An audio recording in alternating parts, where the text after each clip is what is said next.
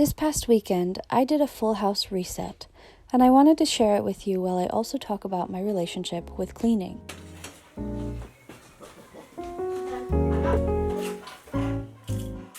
As a lot of you know, I have ADHD, and cleaning has been a struggle my entire life. I used to think there was something profoundly wrong with me, because despite all of the cleaning advice I'd been given and tried over the years, I could never keep my house tidy like everyone else that I knew.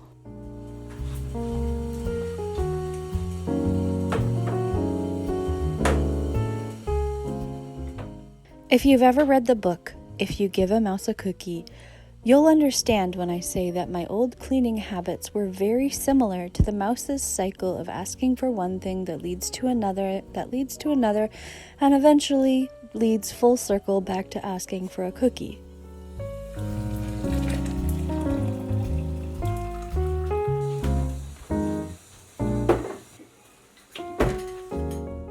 Every time I tried to clean as I went, which I had heard so many times, I ended up taking a circle around my house, washing the dishes but needing a dry towel, so going to find a dry towel in the dryer, leading to emptying the dryer, needing to dump the dry laundry on the couch so I could fill the washer, but instead finding the kids' toys on the floor of the living room.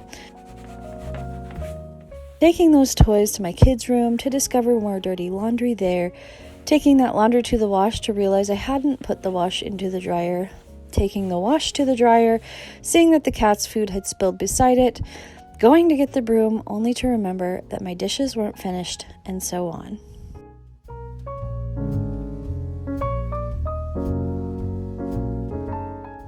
By the end of each day, I'd done task after task, but my laundry was still unfolded, my washer hadn't been started, the clothes were damp in the dryer, there was cat food on the floor, the living room hadn't been tidied, and there were no dry towels.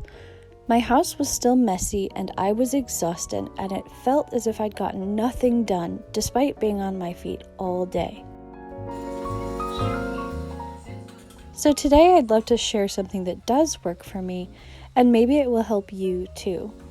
Grab a cup of tea or coffee and sit with me while I clean and chat about tidying up, my journey in homemaking, and how I've transformed my relationship with cleaning from one of shame and exhaustion to something full of satisfaction, joy, and clear results.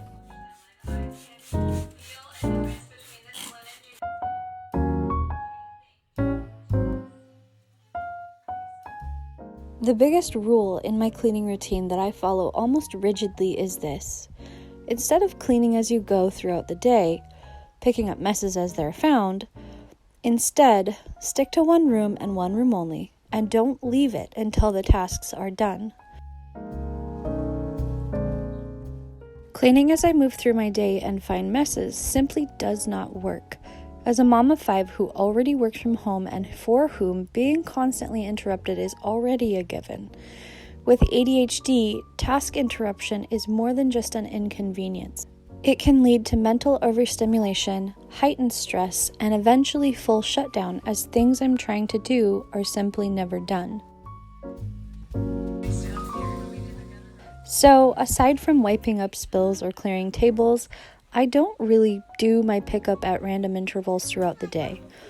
I stick to one room, I bring everything that I need to clean that room with me, and I stay there till it's done. And once it's done, I don't revisit that room until the evening after the kids have gone to bed to see what needs to be picked up. I don't leave the room to put things away that don't belong. I don't interrupt myself to start loads of laundry or go put away toys or squirrel random dishes to the kitchen or throw away trash.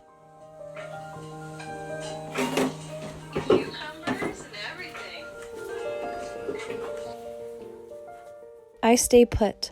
I bring a small trash bag with me, I bring my broom, and sometimes my cleaning basket, and I make piles. In a room like the kitchen, which is what I started with on this day, this means piling all of the dishes on one counter or in the sink, sweeping everything on the floor into one spot, and then focusing on one counter space at a time, starting with the most used counter to the least used space.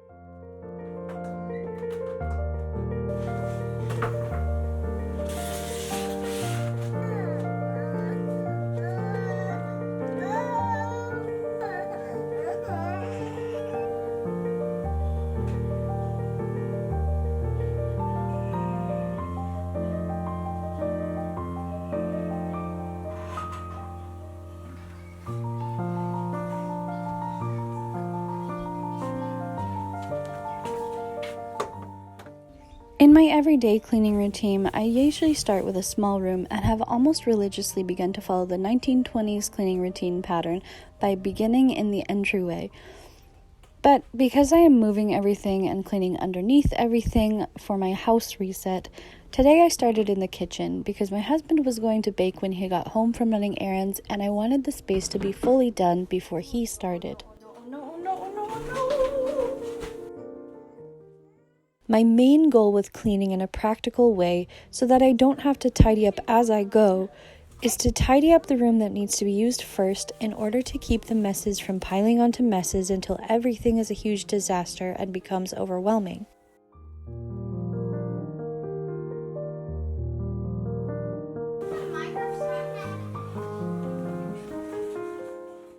I know this is also the goal of cleaning as you go, but I find this method of cleaning to be far more satisfactory and so much easier than anything I've ever tried before.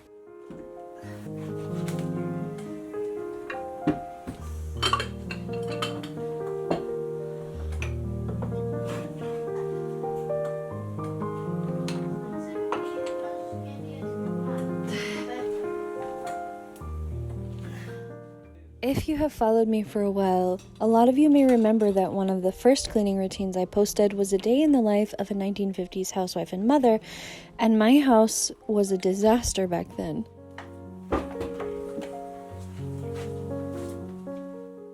That's when I was trying to clean as I went, and clearly it wasn't working.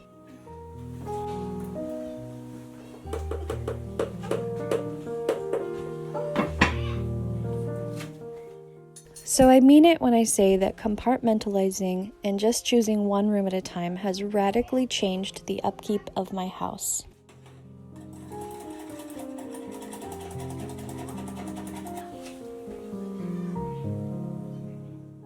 If you were curious as to whether I still use a cleaning basket, yes, I absolutely do. And before moving on to the rest of my house, I did decide to organize it a little bit. It's gotten stuffed full of things that I don't actually need as I move through the house, and I wanted to simplify. I used some cleaning spray and Goo Gone, some Pledge, microfiber cloths, my dusting cloth, some sponges, some magic erasers, and my Norwex window cleaning cloth. I also have a Swiffer dust trapper, and that's generally all that I need. I will try to remember to add these to my Amazon storefront in case you would like to build your own cleaning basket, but it is literally so easy to just evaluate what you use in your own home so that you can make yourself a very practical basket to take with you as you go throughout your house so you're not constantly looking for cleaning products.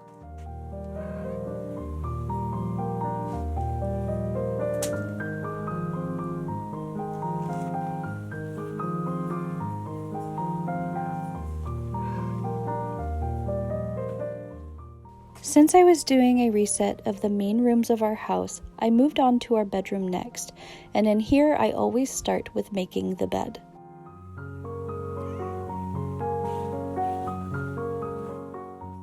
No matter what else needs to be done, having a bed made is an instant refresher and makes it so much easier to focus on getting everything else done. Once I have made the bed, I use the piling method in here as with every other room, and generally start by putting any fabric items on the bed to be sorted and put away.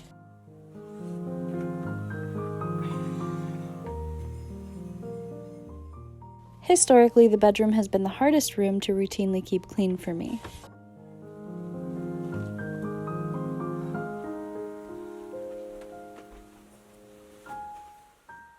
It's often the room I toss things into to deal with later, and then at the end of the day, I end up here not having cleaned in here at all, and throwing the piles onto the chair or corner to deal with later.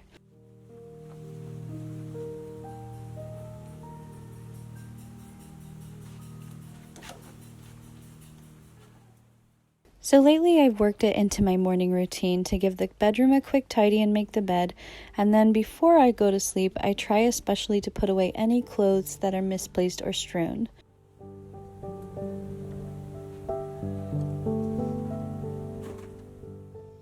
But as you can see, this reset was deeply needed because I have started piling again, despite my best efforts not to.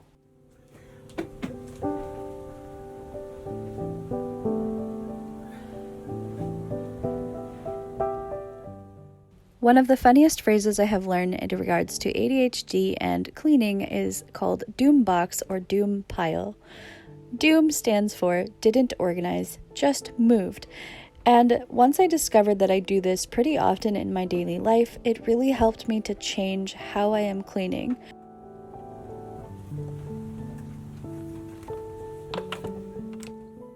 I do allow myself to create doom piles around my house when I am cleaning quickly and don't have time to sit and organize everything properly.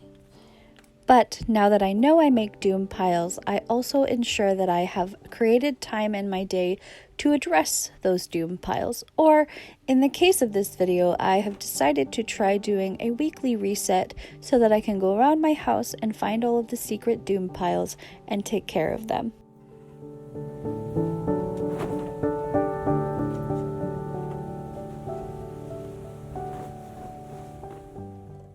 If you struggle with keeping a clean house like I do, or like I have in the past, I think it's equally important to detach the shame from messes around you.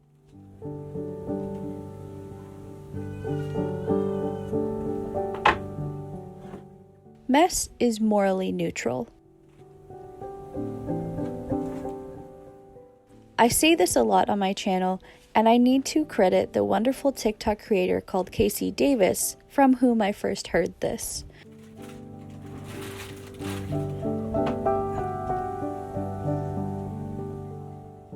Her words were so needed when I found her. Shame was so deeply attached to cleaning for me that I didn't want to do it because I was so overwhelmed, so ashamed of my inability to keep house, and so frustrated by the plethora of internet comments criticizing my home or the people in real life giving me advice that just didn't work for me. Hearing Casey Davis talk about separating the shame from mess took so much weight out of cleaning for me. And yes, I do own her book. I never finished reading it, but it is something that I think I would love to share on this channel because so many of you know of her and have suggested that book for me to try on the channel.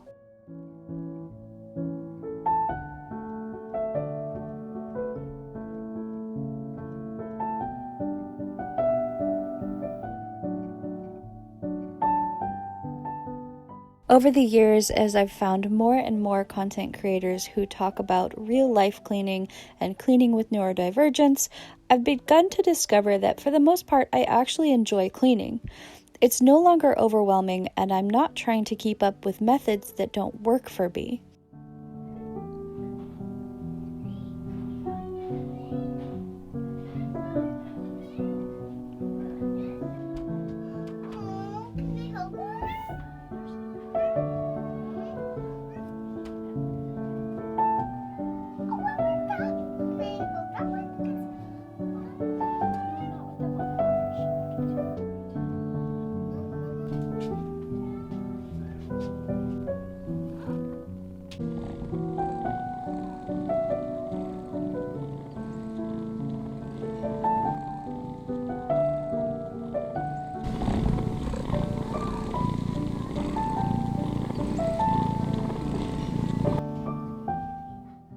While my house will never be a pristine influencer home, it certainly doesn't get as chaotic as it used to. I may never be 15 minutes away from tidy and ready for company, but I've come to realize that this is almost impossible with 5 kids, no matter how much they help, and that's okay. The mess in our lives is evidence that we have a sturdy roof over our heads, sturdy floors that can stand the test of spills, and happy little feet dancing over them constantly, and a wealth of togetherness told in the nail polish stains on the table and the occasional drawings on the walls.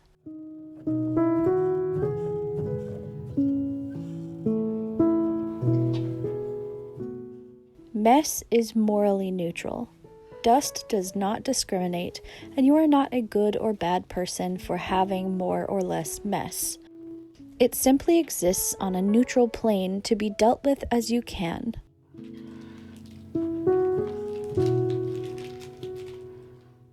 There are certainly benefits to keeping a tidy home mentally, and there are, of course, negatives that can come from messes that grow overwhelming. But at the end of the day, you as a person are not a bad person for having mess.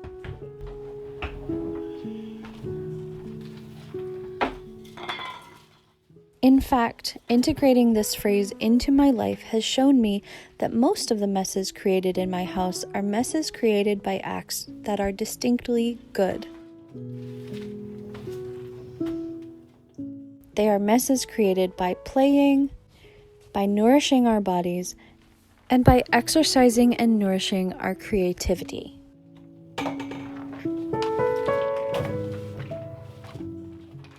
After all, nobody should be a slave to their home. Your home should work for you, not the other way around. There are many ways I have learned over the years to make my home work for me.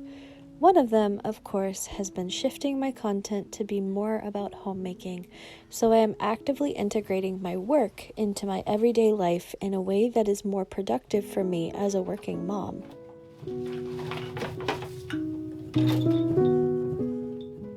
I want to pause here and talk about this because I've noticed a few comments here and there praising my ability to stay at home and quote-unquote just be a mom because my husband works, but I have always been a working partner in our relationship.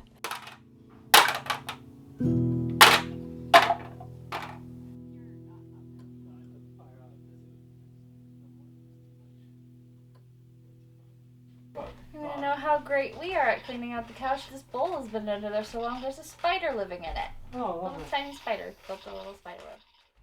In fact, I've worked more jobs than my husband, and once we had kids, choosing to work from home and be with my kids was my choice. But I have never not brought in income, and at this point, it is necessary for me to do so.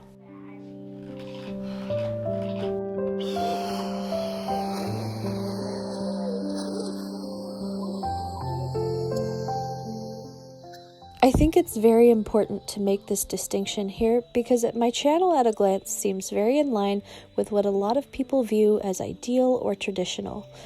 And in one sense, yes, I am a stay-at-home mom and wife, and my husband goes out to his job every day and works.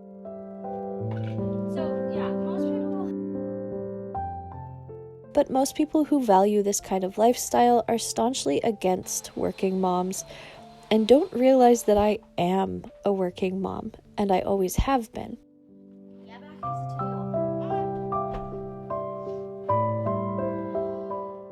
I do not think that women should only stay at home and be mothers and never have traditional jobs or careers.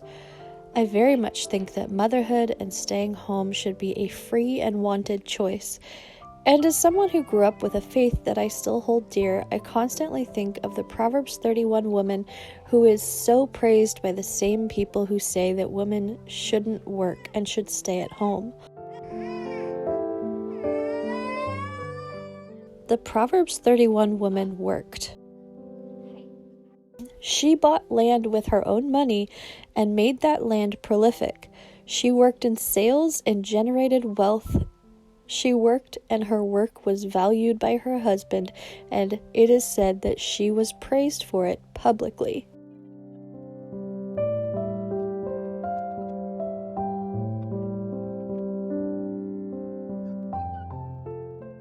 I don't share my faith here often because it is mine and it is personal, and my aim with this channel is not to convert anyone to believe what I do.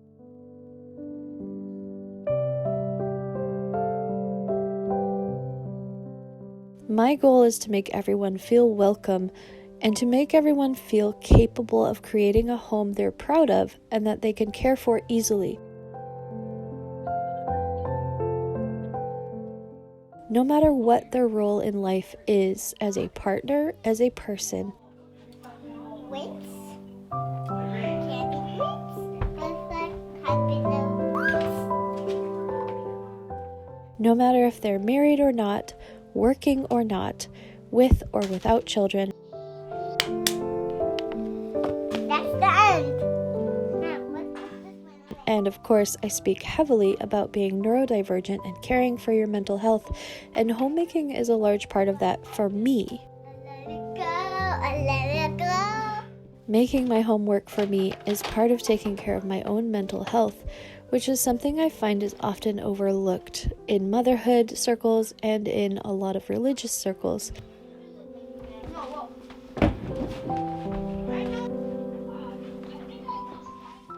It is something I strive to talk about loudly and often so that others like me know they are not alone.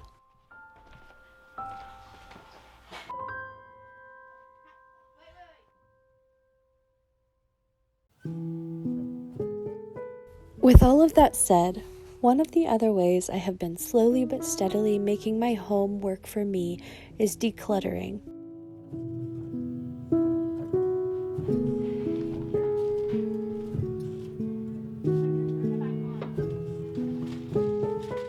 On older videos, I still get a lot of comments, both from well-meaning and not so well-meaning people telling me that I should declutter and get rid of my stuff. These people often don't realize they're commenting on 5-year-old videos and that I did an entire series on decluttering my house last year.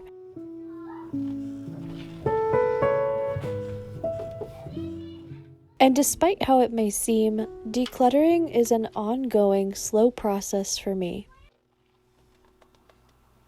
Everybody loves somebody. My sometime is if I had it in my power, your love made it work.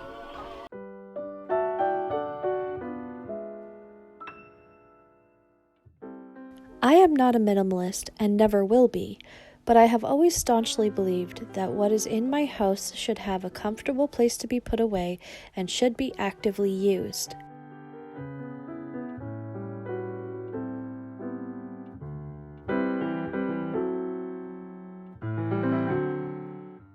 Whether it's for decoration, entertainment, joy, or practicality, if it's in my house, it needs to be used.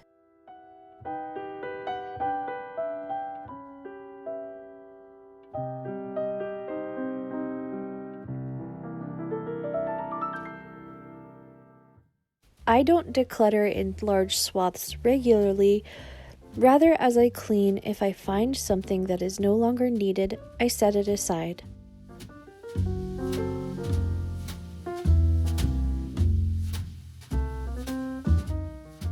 I keep a donation box or bag open by our front door so that anything needing to be donated can easily be set aside in a specific place to be taken and donated when our container is full.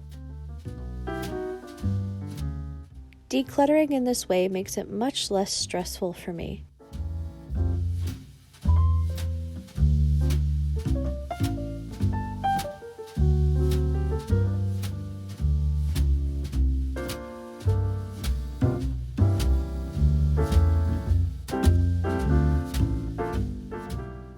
I find most decluttering methods overwhelming, and the pressure to make decisions about keeping or getting rid of things is very stressful.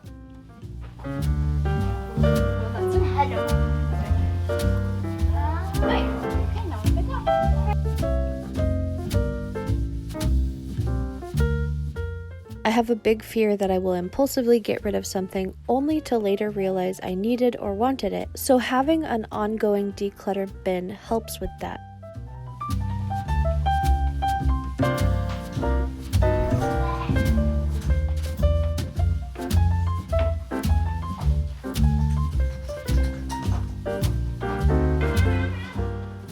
We donate about every 3 months, give or take, and that gives me ample time to evaluate if what I've gotten rid of is actually a good decision based on our household needs and wants.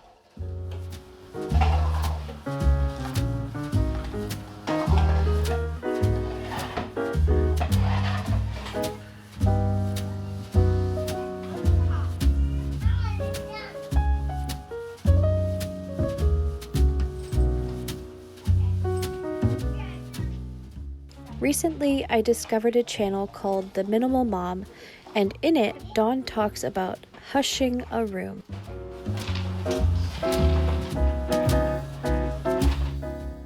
This has become another way in which I am slowly making my house work better for me.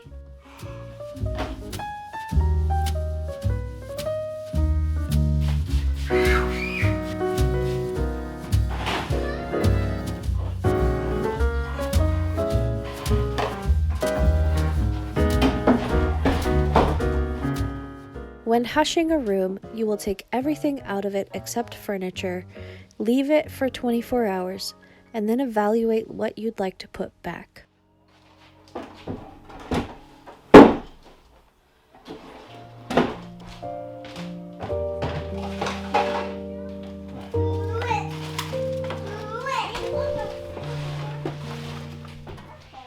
I did this for my girls' room because they constantly got out a plethora of things that then lived on their floor unused, and it was overwhelming for them to put everything away.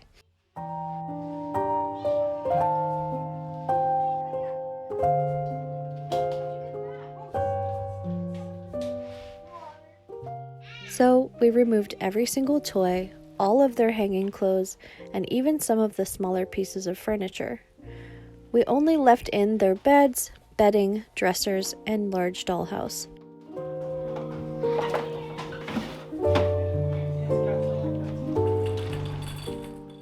Then I slowly began to sort and declutter and organize their toys.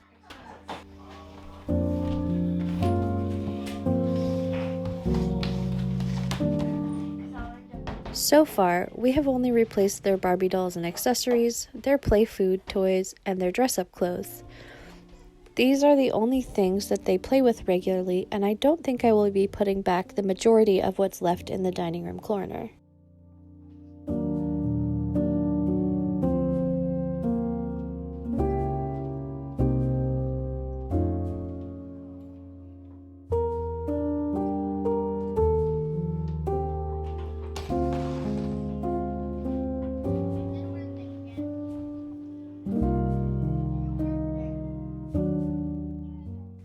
They are happy with their simplified room, and it provides them with more space to play. They can find their things easily, and tidying up has become so much less stressful for them.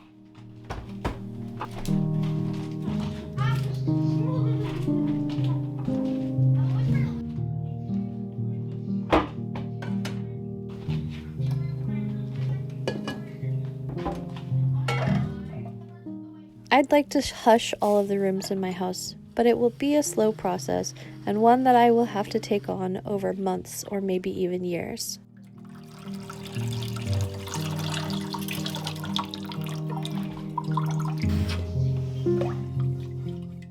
And in the meantime, I'll continue to make my house work for me in other ways.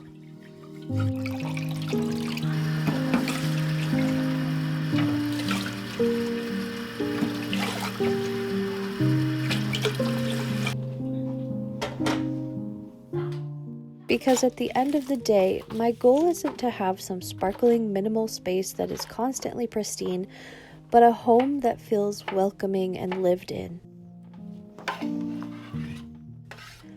A space in which little kids do not feel afraid to be creative, play, or accidentally spill something. We have furniture that is worn and stained, carpets that have seen better days, and things that are very obviously used.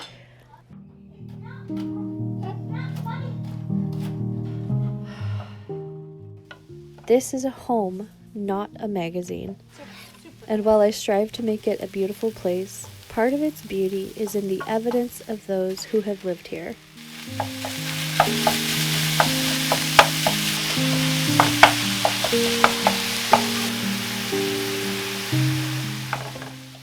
Our homes are not meant to remain static, everything put perfectly in place at all times. They are meant to be lived.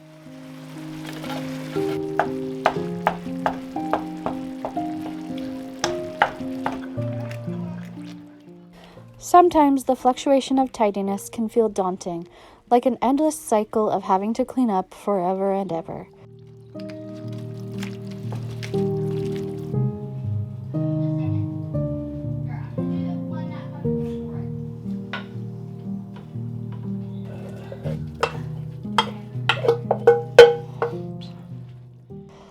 But shifting my habits from cleaning as I go to focused efforts has given me a little more time to simply enjoy life and spend less time cleaning.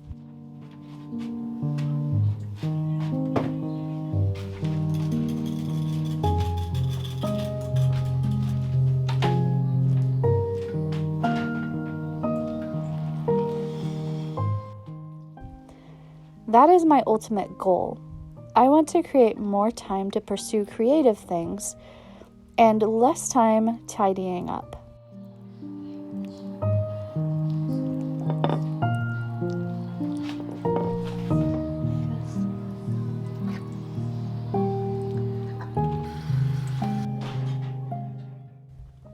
My individual interest did not end when I became a mother, nor when I chose to be a stay-at-home partner.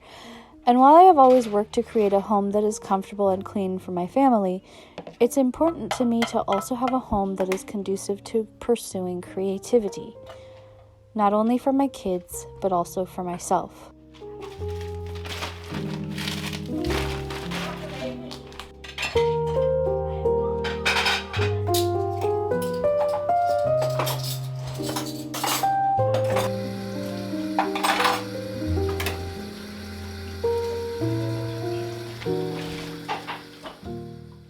I hope by sharing as I do, I can encourage others like me that nothing is instant and the quiet work you do is valuable and seen.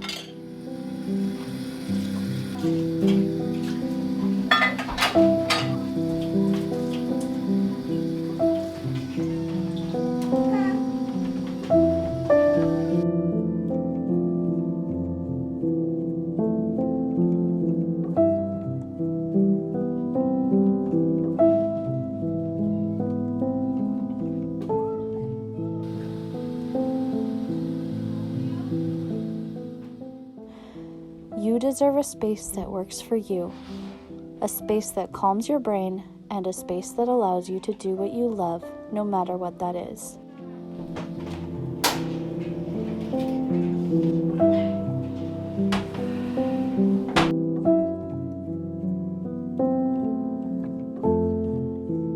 Why are you? We're having a twist. As always, I am so glad you were here with me today, and I hope you enjoyed this chat about the little ways I've made homemaking more enjoyable for myself.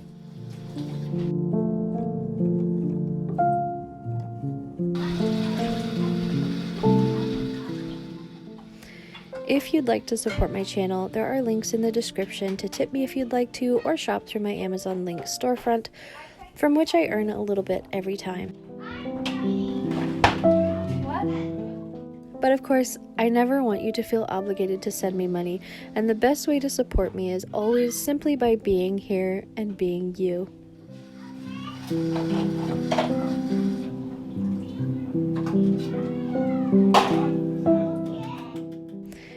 I read and appreciate every comment, and while I don't always have time to answer them all, I want you to know that I see you and I love you, and I hope you feel every bit as appreciated and loved as I do.